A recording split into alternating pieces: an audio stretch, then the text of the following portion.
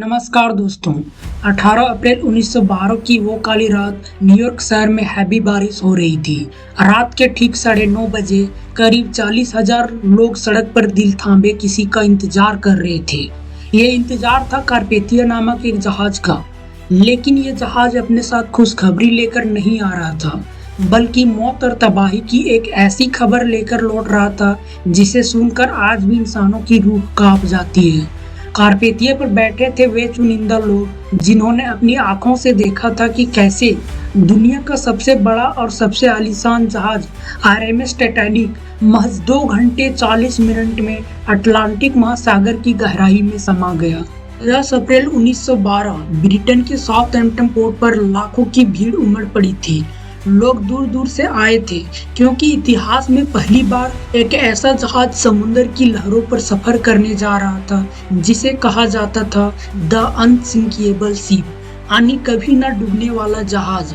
Titanic 269 metre लंबा और 83 metre ऊंचा था, यानी 8 मंजिला इमारत से भी बड़ा। बाहर से जितना भव्य, अंदर से उससे भी ज्यादा आलीशान था। लग्जरी का एक ऐसा नमूना था जिसे देखकर आज भी 5 स्टार होटल फैल हो जाते हैं। Heated swimming pool, gym, 4 restaurant, library और बार्बर शॉप तक प्रेजेंट था। यानी ये सिर्फ जहाज नहीं था, बल्कि चलता फिरता महल था। दोस्तों, टाइटैनिक को लेकर दुनिया में सबसे बड़ा दावा यही था कि ये जहाज कभी नहीं डूब सकता, क्योंकि इसमें डबल बॉटम हल लगाया गया था। मतलब अगर नीचे से कोई हिस्सा टूटे भी तो दूसरी परत जहाज को बचा लेगी। साथ ही इसे 16 वाटर टाइट कंपार्टमेंट में बांटा गया था, यानी जहाज में कहीं से भी पानी घुस जाए तो सिर्फ एक ही हिस्से में भरेगा, बाकी हिस्से सुरक्षित रहेंगे। फिजिक्स का ये कहना था कि अगर 4 कंपार्टमेंट तक पानी भर भी जाए तब भी टाइटैनिक तैरता रहेगा, और एक ही बार में 4 कंपार्टमेंट का भरना लगभग असंभव माना जा रहा था। इसलिए दुनिया भर में इसका दूसरा नाम पड़ गया नेवर सिंक शिप।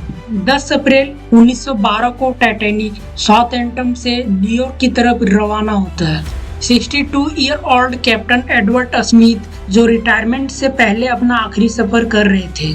जहाज पर करीब 2240 लोग सवार थे। दुनिया के सबसे अमीर बिजनेसमैन से लेकर अमेरिका जाने वाले माइग्रेंट भी शामिल थे। कंपनी चाहती थी कि टाइटैनिक अपने पहले ही यात्रा में इतिहास बना दे। सिर्फ 6 दिनों में अटलांटिक पार करना ही उसका मिशन था। इसी वजह से कैप्टन स्मिथ को आदेश मिले थे कि जहाज को फुल स्पीड पर चलाया जाए। अब किस्मत का खेल देखिए। टाइटैनिक के एक अधिकारी थे डेविड ब्लेयर।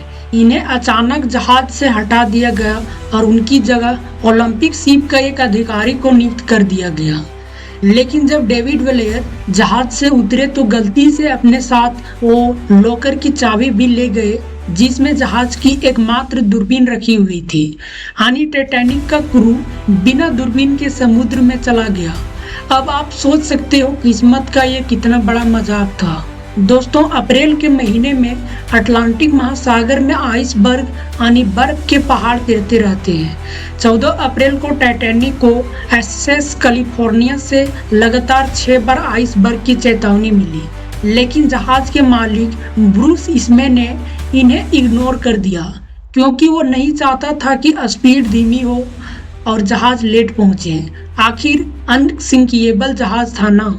रात के 11:40 पे जब पूरा अंधेरा था, आसमान में चांद भी नहीं था और क्रोज नेस्ट पर मौजूद गार्ड्स के पास दूरबीन भी नहीं थी, तभी अचानक सामने दिखा एक विशाल आइसबर्ग।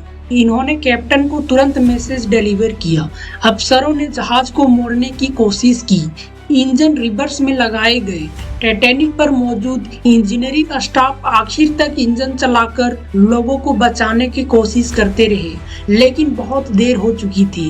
11:40 पे टाइटैनिक का राइट पार्ट आइसबर्ग से टकरा गया। 6 कंपार्टमेंट्स एक साथ फट गए। 4 कंपार्टमेंट तक बच सकने की संभावना थी, लेकिन 6 कंपार्टमेंट में पानी भरना मतलब जहाज का डूबना तय था। कैप्टन स्मिथ ने तुरंत डिस्ट्रेस सिग्नल भेजने का आदेश दिया, लेकिन पास में कोई जहाज नहीं था। सबसे नजदीकी मदद कार्पेथिया जहाज जो 107 किलोमीटर दूर थी, यानी यहाँ पहुँचने में कम से कम 4 घंटे लगने वाले थे। लेकिन टाइटैनिक के पास इतना वक्त नहीं था। टाइटैनिक के पास लाइफ बोट सिर्फ 20 थी, यानी सिर्फ 1200 लोग बच सकते थे, जबकि जहाज पर 2240 लोग थे। वो भी जल्दबाजी में कई बोट्स आधी खाली ही छोड़ दी गई। नियम था सबसे पहले औरतें और बच्चे को छोड़ा जाए, लेकिन हकीकत में फर्स्ट क्लास वाले लोगों को ज्यादा प्राथमिकता दी गई। समुद्र का पानी था -2 डिग्री सेल्सियस। उसमें कूदने वाले लोग 15 से 20 मिनट से ज्यादा जिंदा नहीं रह पाते। आसमान गूंज रहा था हजारों चीखों से। रात के 2:20 पे टाइटैनिक का आगे का हिस्सा पूरी तरह से डूब चुका था। लोग पीछे की हिस्से की ओर भागे। जोर के दबाव से जहाज बीच से ही 2 हिस्सों में टूट गया। कभी न डूबने वाला जहाज सिर्फ 2 घंटे 40 मिनट में अटलांटिक महासागर की गहराई में समा गया। 2240 लोगों में से सिर्फ 706 लोग ही बच सके। बाकी के 1500 से ज्यादा लोग आ तो डूब गए या फिर ठंडे पानी में मर गए। दोस्तों, इन्वेस्टिगेशन में पता चला कि टाइटैनिक से सिर्फ 37 किलोमीटर दूर एक और जहाज था, SS कैलिफोर्निया।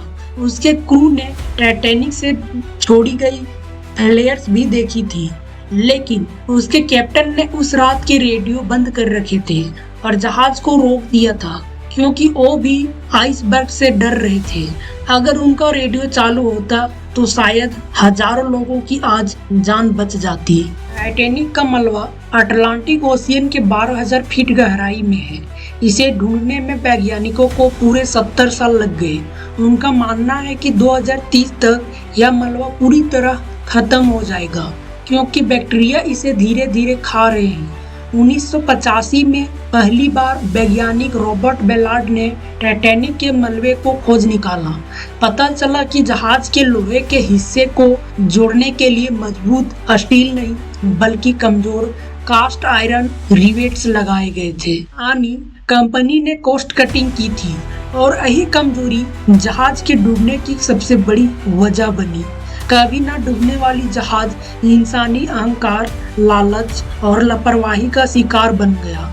इस हादसे से दुनिया ने सीखा कि कोई भी तकनीकी, कोई भी इंसानी घमंड या फिर प्रकृति से बड़ा नहीं हो सकता। अब सवाल आपसे है, क्या आपको लगता है कि अगर टाइटैनिक में सही सेफ्टी टेस्ट हुए होते, लाइफ बोट्स की संख्या ज्यादा होती और चेतावनी को गंभीरता से लिया गया होता, तो क्या ये हादसा टल सकता था? आपका क्या राय है? कमेंट में जरूर बताएं। धन्यवाद।